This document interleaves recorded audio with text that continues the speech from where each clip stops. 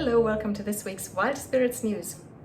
I'm Sibylla and today I'm going to tell you 3 ways in which your passions can cause burnout.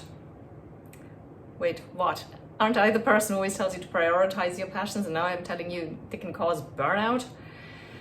Well, yes, they can. It's not a subject that's talked about very often, but that's why I think it's even more important that I bring it up, because it can have serious implications for all those of us who are trying to live a life of fulfillment and joy, and who seek joy and fulfillment in life and are trying to do what lights them up and live their purpose. So your mission today is to learn the 3 ways in which your passions can cause burnout. The first way is you treat your passions like chores. I always suggest that you should schedule time for your passions in your calendar the same way you would schedule a doctor's appointment. And the reason why I suggest this is that you create space that way. You create free space in your life, specifically dedicated to your passions. What it doesn't mean is that it should be just another item to check off your endless to-do list and become a chore that way. So this point is about mindset more than anything else, your attitude.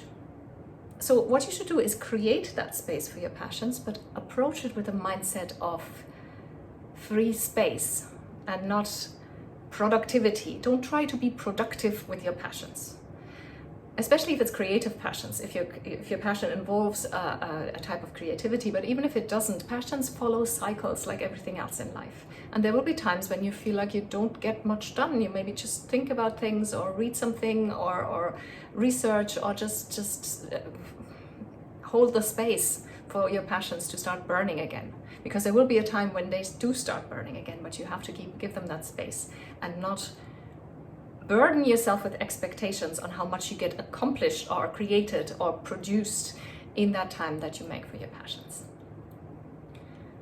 The second way is you have too much going on. Now, a lot of us have too much on their plates already, as it is, as in work, look after families, social events, obligations, and yoga and physical exercise, and maybe try and have some fun in the meantime. The list is endless.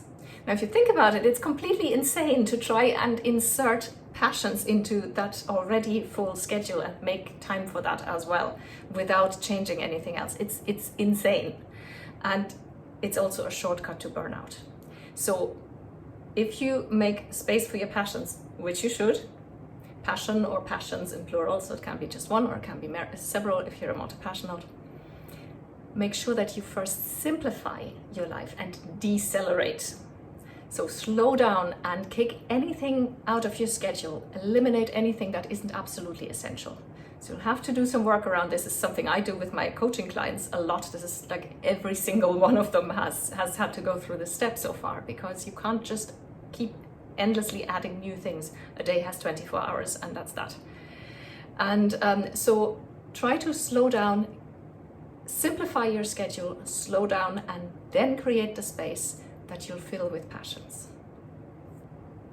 The third way is you try to do it all by yourself. In our day and age, everything is focused on the individual, and we have stopped thinking in terms of community, and that's a big mistake. Barbara Sher has actually a fantastic TED talk about that. I'm going to link it in the article below, and just watch the first 5 minutes. It's very long, but you won't want to stop watching it, but at least watch the first 5 minutes. She really is onto something, and that is you need community and the inspiration of others. Nothing is more inspiring and fires you up more for your passion and gives you new ideas constantly than sharing that passion with others. So look for a community, look for groups, local groups. Look for online communities if you have to. Look for courses and workshops that you can do in your passion, on the subject of your passion, whatever it may be. And see what that does to you, because this gives you a constant flow of new ideas, of new inspiration, of new passion. It breathes new lives, even in a passion that might have started to feel a little stale on your own. So there you have it. Those 3 things can cause burnout. And conveniently, they come with fairly simple, maybe not easy, but fairly simple ways of remedying them. And then you can avoid getting burned out on the thing that should give you the most joy in life, which is your passion. That brings me to number 4, which is a task. So the other points were ways this time, but the 4th is a task, and that's to let me know. Hit the reply button on the email that you got the link to the video with and tell me what you take away from this video. Is there one of the 3 ways that speaks to you in particular that you might have been guilty of? Honestly, I have been guilty of all 3 of them at different times in my life, and I'm still not perfect, but I'm beginning to get better at managing it. I'd love to hear from you, and I reply to every email, I promise. If you didn't get the link to the video in an email, that means you're not part of the Wild Spirits community yet, and you should join us. Go to wildspiritscoaching.com and fill in that little form there. You'll get 1 email per week. It's really 100% spam free. You'll get articles, additional information and recommendations of books and other resources, and sometimes you get exclusive offers that are only for my subscribers that nobody else ever gets to see. So go to wildspiritscoaching.com and sign up.